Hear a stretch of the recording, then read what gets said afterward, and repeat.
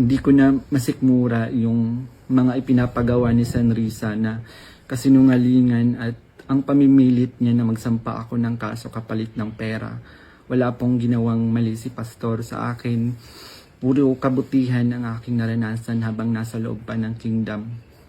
Lahat ng ito, sinabi ko ay upang ipagtanggol ang katotohanan kahit nakakatakot dahil sa mga malalaking tao yung sangkot.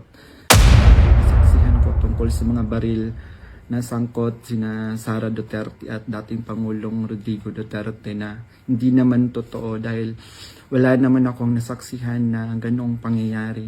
Pinilit din akong idagdag yung pangalan ni Senador Bongo at Senador Bato de la Rosa sa affidavit kapalit ng mas malaking halaga ng pera. Pero hindi ko na sila isinama kasi baka umattend sila sa hearing at magtanong at makorner ako.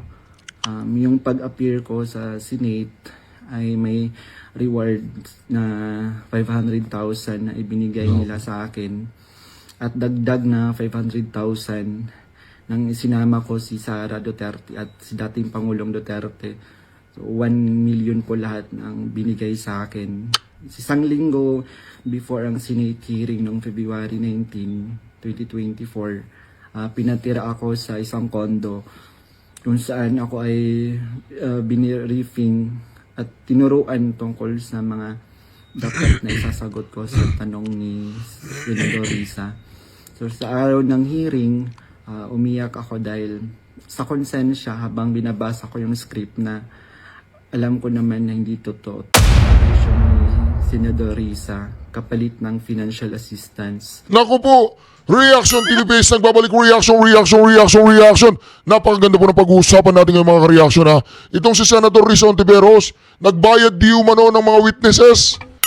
Nagbayad di umano ng witnesses upang sirain si Pastor Apollo Kibuloy, sirain si Pangulong Duterte, sirain si VP Sara Duterte. Heto po mga kareaksyon, may nagsalita na. Humanda ka Risa Ontiveros. Sumisingaw na, umaalingasaw na ang baho ninyo. Risa Ontiveros, talaga bang ganyan ka?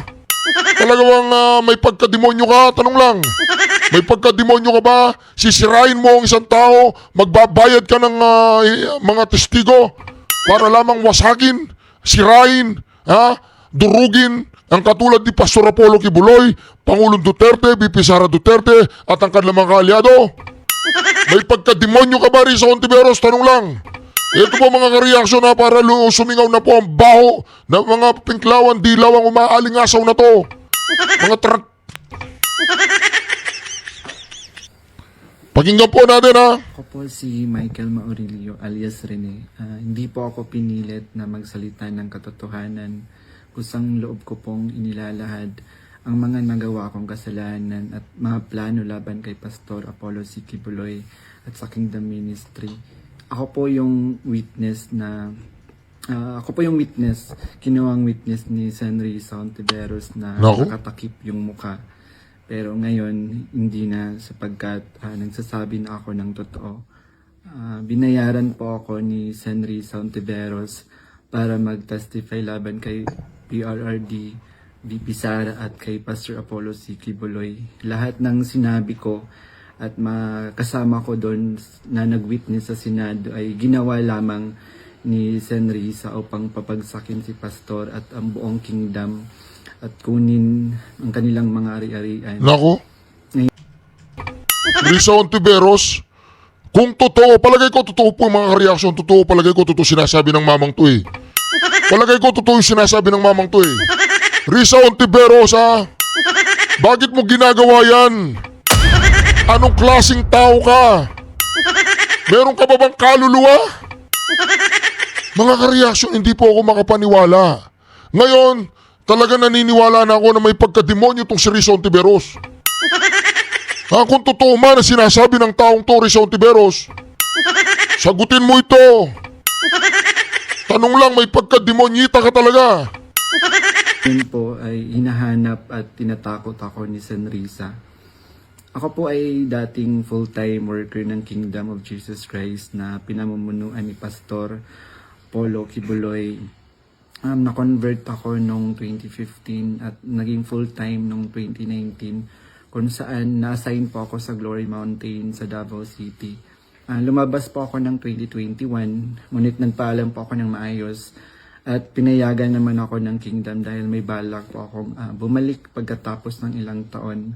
Nung January 2024, nag-vlog po ako kasama ang isang ex-full-time na si Lawrence Capuno dahil nagsimula na noon yung unang pagdinig na sa Senado sa pangunguna ni Senrisa Ontiveros tungkol sa mga aligasyon ng sexual abuse at human trafficking na isinampalaban kay Pastor Apollo Kibuloy.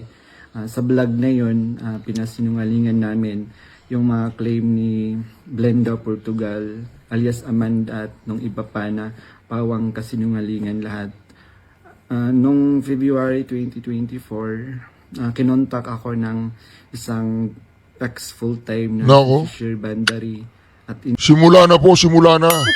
Wala nga dapat makulong tong si Risa Ontiveros kung totoo ito sinasabi ng taong to. Kailangan makulong tong si Risa Ontiveros na ito. nalok na maging witness sa Senate investigation ni Senador Risa kapalit ng financial assistance. Pumayag ako dahil sa panahon din yon, nangangailangan din ako ng pera. Binigyan ako ni Shir ng email ng opisina ni Senrisa upang magpadala ng formal na email kahit anong aking sabihin daw. Sabi niya kapag nakipag-usap ako sa kanila, sabihin ko lamang na taga-kingdom ako at lumabas na sa ministry at dagdag ko daw na sinasaktan ako ni pastor. So sa aking email, sinabi ko doon na galing ako sa kingdom at lumabas noong 2021. Ilang araw pagkatapos noon, kinontak ako ng isang staff ni Senrisa na si Fiona upang makipag-meet sa akin through video call. Sa pag-meeting namin kay Attorney J. Becama, Chief of Staff ni Sen. Ontiveros, pinagawa ako ng affidavit tungkol sa mga gawain ko sa loob ng kingdom, mga transaction at operation na kinasangkutan ko. Ang isinulat ko doon ay tawang mga personal kong experience lamang at wala akong binanggit na pananakit, sexual abuse o human trafficking sa aking salaysay. Matapos kong ibigay yung affidavit, muli kaming nag-meet ni Attorney Becama. Pagkaraan ng 2 araw, binigyan niya ako ng revised affidavit na naglalaman na ng mga karagdagang aligasyon ng pananakit ni Pastor na hindi ko naman naranasan o nakita. Kasama rin dito yung maling pahayag na ako daw ay na-assign sa SMNA News kahit hindi totoo dahil ako ay nasa Glory Mountain mula 2019 hanggang 2021. Nandun din yung aligasyon na sa di umano ay nasaksihan ko tungkol sa mga baril na sangkot sina Sara Duterte at dating Pangulong Rodrigo Duterte na hindi naman totoo dahil wala naman akong nasaksihan na ganoong pangyayari. Pinilit din akong idagdag yung pangalan ni Senador Bongo at Senador Bato de la Rosa sa affidavit kapalit ng mas malaking halaga ng pera. Pero hindi ko na sila isinama kasi baka umattend sila sa hearing at magtanong at ma-corner ako. Yung pag-appear ko sa Senate ay may reward na 500,000 na ibinigay nila sa akin. At dagdag na 500,000 nang isinama ko si Sara Duterte at si dating Pangulong Duterte. So 1 million po lahat ng binigay sa akin. Isang linggo before ang Senate hearing noong February 19, 2024, pinatira ako sa isang kondo kung saan ako ay biniriefing at tinuruan tungkol sa mga dapat na isasagot ko sa tanong ni Senador Risa. So sa araw ng hearing, umiyak ako dahil sa konsensya habang binabasa ko yung script na alam ko naman na hindi totoo at hindi ginawa ni Pastoro ng Kingdom. Nako. Kung totoo po sinasabi ng taong ito mga ka-reaction, itong si Risa Ontiveros ay kailangang managot. Sagad-sagad na po siguro sa buto hanggang bone marrow. Kung mayroon pang bone marrow, si Risa Ontiveros, ang kahayupan Ang kademonyuhan nila. Kaya nilang gawin ito sa kapwa nila. Mga animal kayo. Bakit ninyo binababoy si Pastor Apollo Kibuloy? Bakit ninyo binababoy ang mga Duterte? 1 milyon? Pwede pa ba? Pwede pa? Pwede pa ba? Available ako. Oo. Grabe mga ka-reaksyon. Grabe po ang kahayupan ni ito tao na yan. Grabe mga ka-reaksyon. Kung totoo yan ha, Risa Ontiveros, may pagka-demonyita ka kung totoo yan. Kung totoo yan, ay talagang hayop ka. Pagkatapos ng hearing, tinago ako ni Sen Risa sa kanyang condo sa Manila at inutusan na maghanap pa ng ibang pwedeng maging witness kapalit ng pera dahil Nako? may mga susunod pang hearing. Ay, Sa naku. buong taon ng 2024, nanirahan ako sa condo ni Sen Risa at nung January 2025, lumipat ako pansamantala sa isang safe house kung saan nakasama ko doon sina Mutabato at iba pang mga biktima ng extrajudicial killings. So, sa bawat research o information na aking naibibigay sa Senado, nakakatanggap ako ng rewards na 12,000 na ibinibigay ni Sen Risa sa pamamagitan ng kanyang staff na si Sir Ryan. Nako. Ito na mga ka-reaksyon, ito na po. Sumisingaw na po ang kanilang umaalingasaw. At least Brad, kumita ka 1 million. Ngayon, nagbagong buhay ka, hindi na nila kayang kunin sa yung 1 million. At the same time, dahil ikaw ngayon ay nagtapat na, ay makakasuhan ng mga putang inang yan. Ganyan pala kahayop ang mga yan. Ganyan pala ka-animal ang mga yan. Nakakatakot po sa gobyerno natin. Kung kaya nilang gawin niya sa kapwa nila, nakakatakot po talaga. Sisirain nila ang isang tao, ikukulong nila ang isang tao, sisirain nila ang isang personalidad. Katulad ni Pastor Apollo Kibuloy, ni Pangulong Duterte, ni Sara Duterte, ni Bongo, ni Bato, at ang buong KOJC. Babayaran nila ang tao. Baka kahit sa impyerno, hindi natatanggapin ang mga yan eh. Overqualified na sila eh.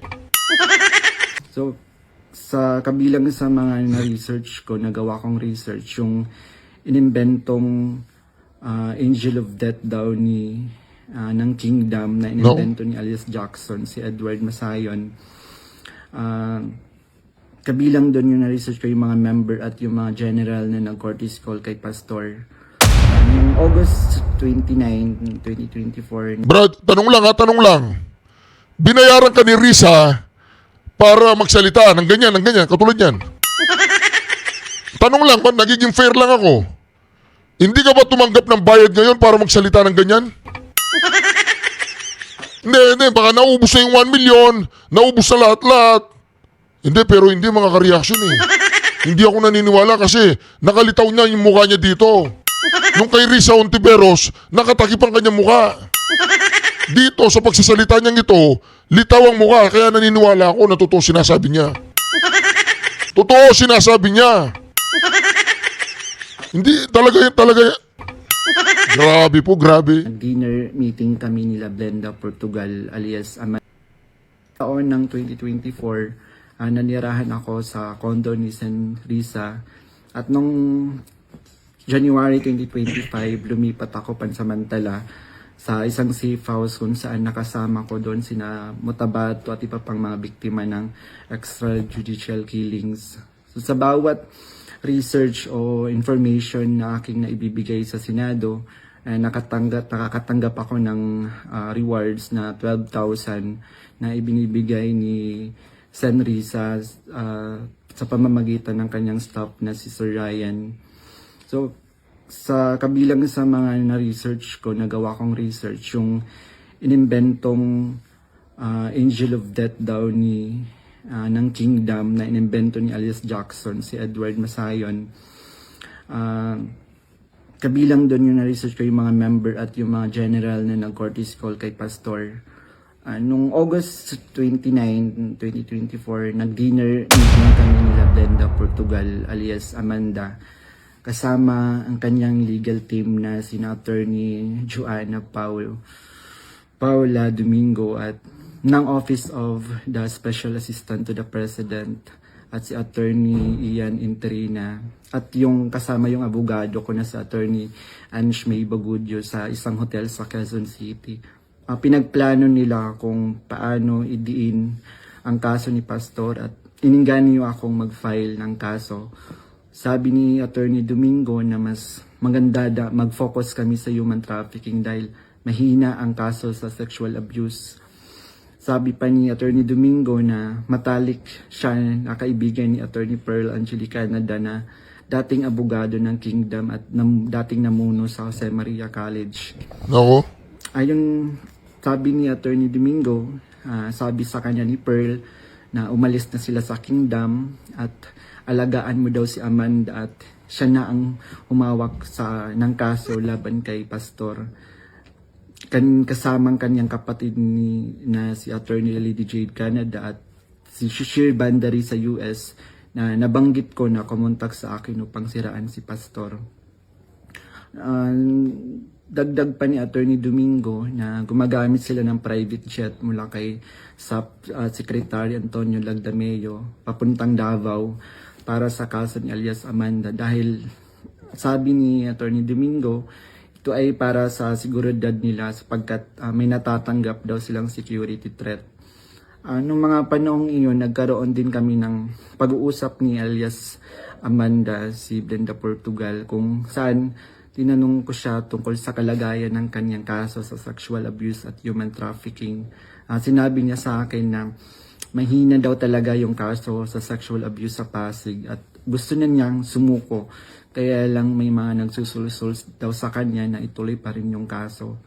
Nakiusap niya lang siya sa akin na tulungan ko siya maging witness sa kanyang kaso sa human trafficking. At nanghingi pa siya ng ebidensya kung meron daw akong naipon or naitago ng mga patunay sa sexual abuse. So, ipiniliwanag ko sa kanya na wala akong ebidensya dahil hindi ako kasama sa mga pangyayaring iyon dahil nagsimula lamang ako bilang full-time noong 2019 at hindi rin ako biktima ni Pastor kaya wala akong maibibigay na ebidensya. Sinabi ni alias Amanda na mag-focus na lang ako sa human trafficking at maghanap ng mga ebidensya kung mayroon pa akong naitatagong impormasyon. Sinabi ko sa kanya na maghahanap ako ngunit wala talaga akong ebidensya dahil hindi naman talaga totoo ang mga aligasyon. Sabi ni Attorney Domingo na hinahanapan daw nila ng butas upang makasuhan at madisbar si Attorney Israelito Torion upang mawala na daw ito dahil sabi niya magaling daw ito. So sa panahon ng KOG Sage sa Davao City noong August 24 hanggang September 8, 2024, everyday kaming nagmi-meeting kasama yung mga staff ni Senrisa, yung PNP, CIDG, nandun yung US Embassy, yung NBI, ang Department of Justice at yung mga tumiwalag sa Kingdom mula sa Amerika na sina Ann Lagerder at Arlene Stone. Pinag-uusapan ang plano kung paano ma-extradite o ma-extraordinary rendition si Pastor sa US at paano pabagsakin ng Kingdom. Grabe po yan, no? Si Risa Ontiveros. Kailangan sumagot ka, Risa. Kailangan sumagot ka sa kahayupang ito kung totoo man yan. Meron ka ba bang kaluluwa, Risa Ontiveros? Pangunahing pinag-uusapan mga meeting ay ang plano sakaling mahuli si Pastor ay ang plano ay agad siyang extradite sa US at bawiin ang kaso na isinampa ni alias Amanda upang mapabilis ang extradition ni Pastor kapag siya ay nahuli. Subalit hindi ito natuloy dahil sa pag-aalala sa US na maaaring manalo si Donald Trump sa panahong iyon na nagdulot ng paghina ng kanilang connection sa gobyerno ng US. So dahil dito, nang mahuli si Pastor, wala na silang pagkakataon na ma-extradite siya. Kaya naman nagutos si Senrisa Tiberos sa amin na labanan ang kaso dito sa Pilipinas laban kay Pastor at sa lahat ng mga administrator ng kingdom upang tuluyang pabagsakin ang kingdom. So tinatanong kami ng paulit-ulit kung may alam kami tungkol sa isang bunker daw nung panahon ng KOG Siege dahil kapag nahanap daw nila si Pastor, babahan ng pera at may bahagi kami doon. Ang bunker ang pangunahing hinahanap kaya't pinuntahan nila ang lahat ng mga posibleng lugar. Ngunit sa katotohanan, wala talagang bunker sa kingdom, lalo na sa central headquarters. Ang mga updates tungkol sa mga ito ay galing sa kasalukuyang PNP Chief General Nicolas Torre na siyang nangunguna sa bawat meeting namin at nagtatanong tungkol sa lokasyon ng bunker. Kasama ko rin sa mga meeting na yon sina Edward Masayon alias Jackson na pumasok sa Kingdom Compound na nagkunwaring pulis dahil siya daw ang nakakaalam kung saan ang bunker. Kasagsagan ng Sage nag-message sa akin si Fiona, staff ni Risa, na sa pamamagitan ng WhatsApp na sinabi niya na dapat ko daw tanggalin sa kaso ko si June Andrade dahil isa daw siya sa amin na nagbibigay siya ng mahalagang impormasyon. So ipinaalam ko sa kanya na ipapasa ko muna ito sa aking abogado. Pero ngunit isang linggo pagkatapos nun, tinanong ulit ako kung may contact ako sa kingdom dahil hindi na raw mahanap si June Andrade. Hanggang ngayon, hindi na siya natanggal sa kasong pinafile sa akin. Noong November 5, 2024, nagkaroon kami ng meeting kasama sina Undersecretary Nicolas T. ng Department of Justice at 4 pang prosecutors. Ang naalala ko doon si Prosecutor Olivia Torrevillas, si alias Amanda, kanyang mga abogado, si Attorney Domingo at si Attorney Ian, 3 representative from NBI, 2 lawyer at 1 agent. Ang sabi ni Yusek sa amin, bawat isa sa amin na nag-witness sa Senate investigation na ginawa ni Risa ay may naka-assign na mga administrator ng kingdom na kakasuhan namin. Meron reward na 1 million pesos kung magfa-file kami ng kaso laban sa kanila upang tuluyan na daw masira at mawala ang kingdom at makuha na nila yung mga ari-arian ni Pastor at ng kingdom. So sa akin, naka-assign yung 2 administrator na sina Eleanor Cardona at si Marlon Rosete. Pati na rin yung 2 key person ng SMNI na si Cristina San Pedro at si Hannah Jane Sancho. May 2 ministers, si Carlo Catiil at si Rico Mandin, at coordinators na sina Grace Mandin at si Corazon Dupalag. At yung kay alias Jackson naman, yung naka-assign sa kanya, yung mga lalaking administrator, katulad nila Marlon Nacobo, nasalit si Sister Elizabeth Carion. And kay alias Jerome naman, naka-assign sa kanya yung mga administrator ng mga babae na sina Nyanyang Lizada at si Teresita Dandan. So sa iba't ibang araw na mga meeting namin, kasama ko yung mga dating full-time worker ng kingdom na lumabas dahil sa mga nagawang kasalanan sa loob ng ministry. Doon sina Arlene Stone at Ann Lagerder na parehong sumasali through Zoom mula sa US na tinutulungan sila ng FBI. Si Regina Arevalo naman na siyang scriptwriter ng karamihan ng mga binabasa namin sa Senate hearing. Pati na rin yung mga kasama kong mga fake witness na sina Tirao alias David, si Edward Masayon alias Jackson, si Juar Olimba alias Jerome, si Renita Hernandez, si Glenda Portugal alias Amanda, at kasama yung Chief of Staff ng Office ni San Risa na si Attorney J. Becama at yung staff na si Fiona at si Faye. So hanggang sa ngayon, paggawa ko ng affidavit, patuloy ang surveillance at mga planong raid sa mga ari-arian ng kingdom, kabilang ang mga Kingdom Light Congregation sa iba't ibang bahagi ng Pilipinas, yung SMNI building sa Makati, yung KOG Central Headquarters sa Davao. Bukod dito, tinatarget din yung mga anak ng mga full-time workers bilang mga biktima daw ng human trafficking at child abuse. Ngayon po ay lumalabas ako upang ilahad ang katotohanan na ang lahat ng ito ay gawa-gawang kaso at plano lamang pabagsakin si Pastor at ang buong Kingdom Ministry at kunin ang kanilang mga ari-arian. Hindi ko na masikmura yung mga ipinapagawa ni San Risa na kasinungalingan at ang pamimilit niya na magsampa ako ng kaso kapalit ng pera. Wala pong ginawang mali si Pastor sa akin. Puro kabutihan ang aking naranasan habang nasa loob pa ng Kingdom. Lahat ng ito, sinabi ko ay upang ipagtanggol ang katotohanan kahit nakakatakot dahil sa mga malalaking tao yung sangkot. Pero ito na yung panahon upang tumindig para sa katotohanan at humihingi ako ng tawad sa Kingdom family, lalo na kay Pastor Apollo Kibuloy sa mga nagawa kong mali at kasinungalingan. Nako. Yan na po sinasabi natin dyan mga kareaksyon. Hindi ba Alam po ninyo mga kareaksyon, noon pa man sinasabi ko na ito Noong panahon ng kampanya, lahat po ng mga akusasyon kay Pastor Apollo Kibuloy ay mga gawa-gawa lamang. Bakit? Bakit ko po nasabi yun? Nung una po mga kareaksyon, parang, alam niyo na, tao lang tayo. Parang, kasi ayaw ko yung religious standing ni Pastor Apollo Kibuloy.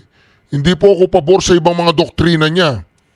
At dahil hindi ako pabor sa ibang mga doktrina niya, inisip ko na lang na hindi pagkikisamahan yan ng Pangulong Duterte at hindi tataya ang pangalan ng Pangulong Duterte kay Pastor Apollo Kibuloy kung si Pastor Apollo Kibuloy ay isang kriminal.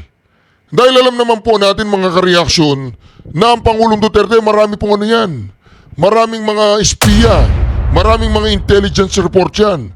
Hindi pwedeng lulusot si Pastor Apollo Kibuloy kung may kababuyan, katarantaduhan at kaanimalan na ginagawa si Pastor Apollo Kibuloy sa kanyang mga membrong babae, membrong lalaki o ano mang ginagawa niyang kagaguhan, 100% po ay makakarating sa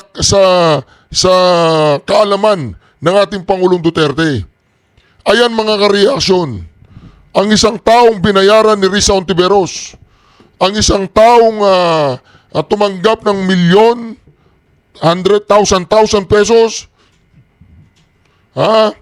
sinamantala ni Risa Ontiveros ang kahinaan ng mamang ito o ng batang ito, bata pa yan Sinamantala ang kanyang kahinaan, sinamantala ang kanyang kadukhan, kahirapan, pagiging dukha, sinamantala ni Risa Ontiveros at ginagawa pa niya mga kareaksyon ang mga statement. Tinuturuan pa sila kung anong isusulat nila. Kung kailangan sabihin mo na sinasaktan ka ni Pastor Apollo Kibuloy, gano'n. Kailangan sabihin mo merong human trafficking, gano'n. Hindi ba kayo Oy, Risa Ontiveros! Akala ko si Risa Ontiveros ano lang, yung nalilink lang siya kay yung si ano pangalan nun? Nalilink siya kay, nakalimutan kong pangalan nun yung bataan ni Abnoy. Tapos mga kareaksyon, nakakalungkot ito. Nakakatakot ito mismong senadora na katulad ni Risa Ontiveros. Talagang virus ka Risa Ontiveros. Isa kang Risa Ontivirus. Ayan, babagsak na yung katarantaduhan ninyo. Kung totoo man yan, Risa Ontiveros, sumagot ka. Sagutin mo yan. Sagutin mo yan, linisin mo yung kalat mo. Pinatulog mo pa siya sa yung tatawagin ni Bato de la Rosa yan. Pinatulog pa sa kanyang tinatawag na condominium. Diba? Tatawagan ko si Bato de la Rosa. Hello, General, Senator Bato. Huwag kang patulog-tulog, meron na lumutang. Gusto pang isali yung pangalan. Napanood mo na. Napanood mo na, o kumusta yung mga koprahan natin? Yung farm natin, yung buko. Papasyal ako minsan dyan ha, kakain ako ng buko. Oo, pati balat kainin ko. Pati yung puno ng buko kakainin ko. Hindi, joke lang. Pero ayan tawagan ko si Bongo. Si Bongo ang tatawagan ko. Sige, bye ha. Ingat ka, Senator Bato ha. Magpagupit ka, mahaba na buhok mo. Hello. Sen Bongo. Malasakit King. Ito, may lumutang na. Ang katarantaduan ni Risa Ontiveros, lumutang. Ano mo nga sa Blue Ribbon Committee, pag nakaupo na si Senator Senator Marcoleta, pakitawagan nga to, patsaka yarap niyo si Risa Ontiveros. I-cross-examination natin yan. Okay, bye ha, ingat ka. Daan-daan lang sa mga chicks ha. Joke lang po yun. Wala po akong tinawagan doon. Joke lang yun. Baka magalit si Senator Bongo tsaka si Senator Bato de la Rosa. Shoutout sa inyo lahat ha. Anyway mga kareaksyon, mag-react po kayo sa comment section. At ang tanong, no. Si Risa Ontiveros ba ang kailangan makulong? Oo o hindi? I-comment po niyo sa comment section. Shukran, God bless you all. Duterte.